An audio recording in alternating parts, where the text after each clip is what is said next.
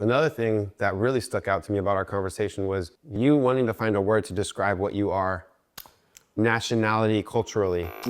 I don't like people to call me Asian. I want to call myself Japanese American at this point. Okay. Because like I'm proud of myself that I was able to acculturate myself into this culture. The American side of me is existing in me. You have a Japanese passport, so done deal. You're Japanese. Well, but I'm not talking about the practicality, you know? Yeah, you're talking about culturally. Over a cultural thing, Your like brain. ethnicity, like, you know, more like a feeling thing. Okay. Yeah. The fact that like it's been so difficult for you guys to understand what I'm saying is basically a microcosm of like how people see me.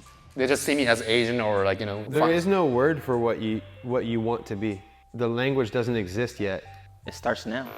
I realized it was the most profound thing we talked about that whole time because your issue was there's not a word for what you are that describes how you feel.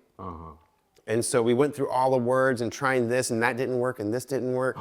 And like our conclusion was we need a new word. I realized in that moment, like, this is a conversation about the topic of transgenderism in America right now. There's this new classification of person that feels like a woman or feels like a man that wasn't born that way. And they want a word to describe what they're feeling.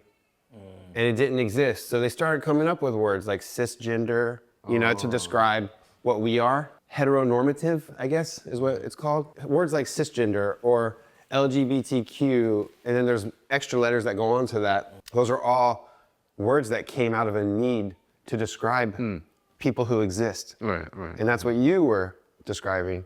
And so the way I saw your conversation was somebody who's like a, let's say like a conservative Republican type of person could see your conversation about wanting a new word for what you are. They don't have a dog in the fight, so they can listen to it with an open mind and understand where you're coming from, right?